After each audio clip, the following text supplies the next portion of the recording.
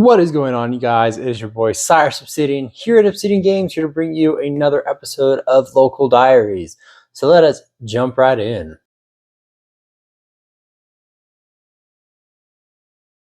So I know I have been MIA for weeks on end between events going on, school going out, and just me going to events and forgetting to record and not doing well. I have been MIA. And we've also been waiting for our trusty mail system to bring us just this one card to show you an updated deck profile and a locals testing of Mimighoul. So you guys have asked about it. How can we play it? Post Alliance Insight. What's going to change? Show us some combos. And we will get to all of that. Tonight, we are going to test it head on into the new Alliance Insight meta to see how well this build goes. There were several different builds that I have tried in testing, in deck building, deck theory, and this was just one that I liked overall.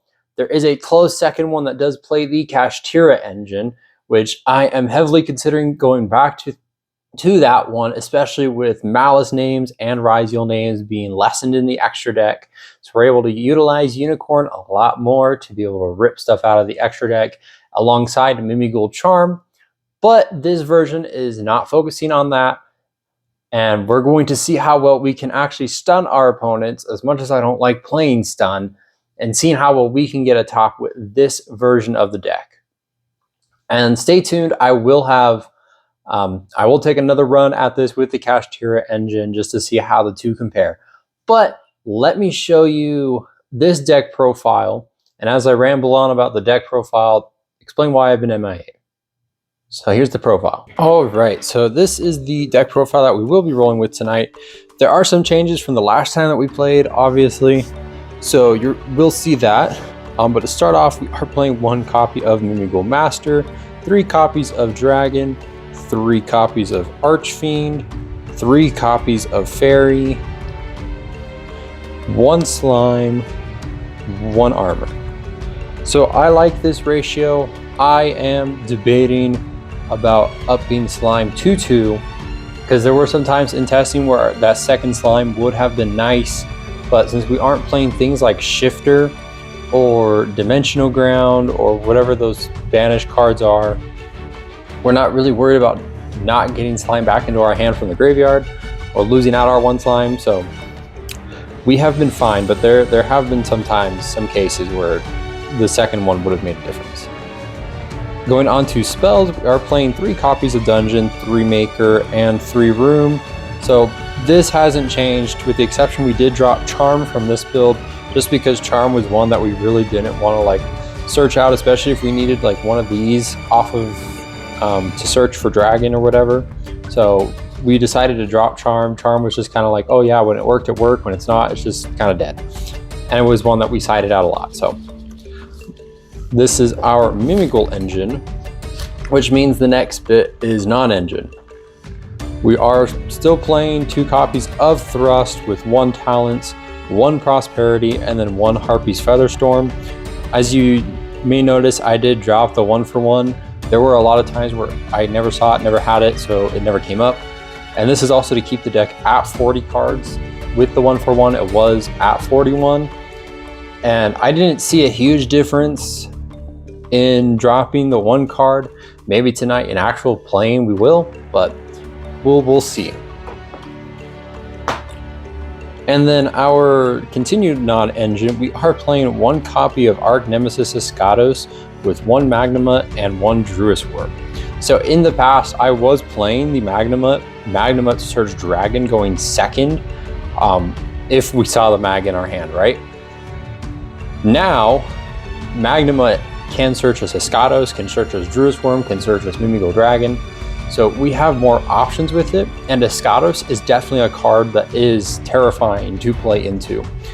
Because Mimighoul does play a lot of different types, we're able to utilize Escados to be able to banish 3 different types, summon itself, call something on the board, like our opponent play Malice, we call Cybers. We call the Pyro, we call Thunder, we call Reptile for the Ryziel. our Mitsurugi. We call Fiend for Fiendsmith. That also hits things like Lab, that hits U-Bell, called Dragon, and it hits Blue Eyes. I mean, Escados is definitely a floodgate within its own right. Doesn't see as much play as Protoss does, or Protoss did, but Protoss mainly saw it in 10E Sword Soul, which we have played before, and Escados just hasn't seen anything since its first release in Etco. So we're going to see how well we can utilize it in this deck, especially since Magnamut can search it. So we're going to hopefully utilize it as best as we can. And then sticking to the rest of our non-engine, we are playing 3 copies of Nibiru, the Primal Being, 3 copies of Ash, 3 copies of Droll, 1 Crossout, and 1 Called By. So to the comment that said Crossout, I totally agree. Playing the 1 of Crossout and the 1 of Called By just seems kind of like a dumb moment where it's like, yeah, I might as well play it. Especially since we do lose out to Droll. We can, depending on the hand, play through Ash. Nib, not as much, but Droll is really that game-ending card for us where it's like we're constantly searching, so Droll is our bane. And with it seeing a lot of play, it's kind of a no-brainer. Moving to the extra deck, there aren't a lot of changes. We are still playing the F-Zero package with F-Zero, Utopic Draco Future, and Utopic Future, the 1 Nightingale, the 1 Throne, the 1 Ripple, the 2 Giant, the 1 Downard, 1 Typhon, 1 Zeus, 1 Anima, 1 IP, 1 SP, 1 Nightmare Unicorn, and then 1 Axis Kotaker. So we did make room for just 1 more link. We dropped the 2nd Zeus and the 2nd Typhon so we could put an IP and Nightmare Unicorn.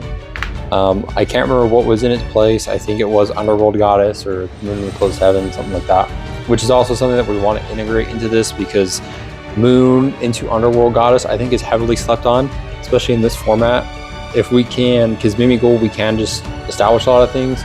Dominus Impulse sure is a card that is played a lot heavily, and after YCS Providence, we definitely saw that card is the card to play in this format.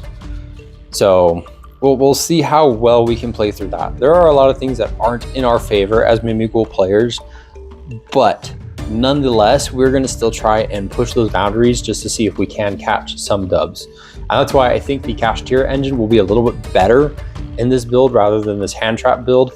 Going a board breaker approach might be a little bit better, but we'll test tonight, see how well it does, and then give you our feedback. And our extra deck hasn't changed, or our side deck hasn't changed. It's still the 3 Purulias, the 3 Fualos, the 3 Ogres, because I think Ogre is just going to be really good against the Ryziel Mitsurugi matchup still. 3 Eclipse, because Eclipse is definitely one of those cards. Assuming we go to a board breaker approach, I think Eclipse definitely goes to the main, just because it is one of those great board breaker cards that plays really well into the Ryziel, the Mitsurugi, the Blue Eyes, assuming they don't Secret Village lock you, of course. But yeah, into those kind of strategies. And then the 1-ofs, 1 different dimension, 1 evenly, and 1 D-barrier. Since we do play Thrust can search these, set it, and then we're good. If we see that Harpy's Featherstorm isn't that good, but I imagine Harpy's Featherstorm is going to be really great. But evenly is just there to search off a Thrust again, for us to add a hand and just go to battle and just kind of break our opponent's board that way.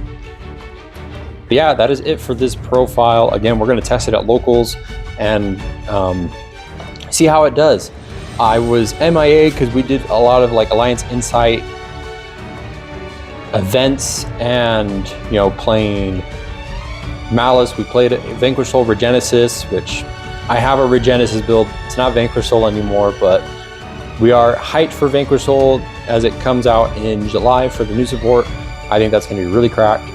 Malice, again, we played it for a Alliance Insight sneak peek. We didn't top when we did the 2v2 of Vanquish Soul Regenesis.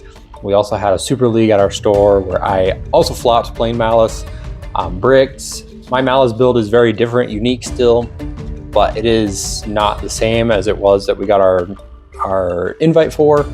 And so we're still working on the build. I think it's really solid, maybe just a couple changes that we'll make. But again, that's not what you're here for. You're here for the road. So We have some other rogue strategies that we will be playing. Regenesis, as mentioned. We are wanting to debut a Adagnister, pure Adagnister, because I think the deck is crazy good. And there's some other surprises in there, like Shining Sarcophagus. But we'll get to those in the next video. Let's head to locals to see if we can catch some dubs. All right, you guys, so here we are at Duke City Games. Just double checking that's recording. So we go into round 1, we play against Malice, and I'm gonna be honest, we lost that round, but my opponent left, so I took the win. We only played 1 game, and here's third round. We're gonna make this really quick. So we tried to set up as best as we could. He Pearly and Fua, and I gave him way too much. I shouldn't have. I should have just played very minimalistic. But since we had given him too much, it was really hard on the crackback. And then we didn't go game 2 or 3 because he left. So he gave me the win. Just he was here for the packs. Round 2, we play against Raizio Mitsu. We set up game 1 board like best that we could. We hand drift, hand knowledge, we minimalized, and we were able to control it. We OTK'd on the crack. Games 2 and 3, just we weren't able to like play through on game 2. We didn't see any hand traps that were really good.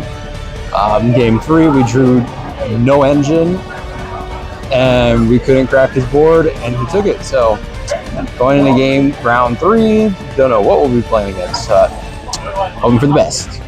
So far, we haven't been able to Escados anyone. So, all right. So the night is over.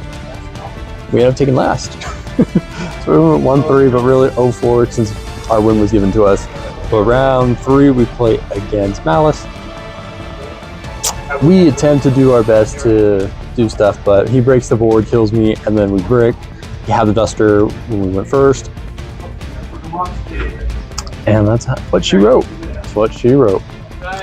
Round 4, we play against, oh my gosh, Fire King. Game 1, we were able to set the board, we locked them out, and we just have full control of it. Game 2 and 3, he went first. We just did not have enough to break his board, so we ended up losing. And then game 3, we bricked on all hand traps, and it just was not enough. We tried to Molcharmy to get draws, and we cited out 2 Nib because Nib isn't really great against the deck, but we kept 1 in for cross out, and we saw the 1 of in our hand. I was like, you could have been any other starter, but you were this. So we ended up go 1-3, but in reality 0-4. Honestly, with this version, it's not great. I definitely think the board breaker approach is probably the better way to go with the deck, but we'll add some more, we'll see what it goes. But for now, we got some other decks that we want to play and showcase on this channel that I think are really good, cracked, and just fun overall.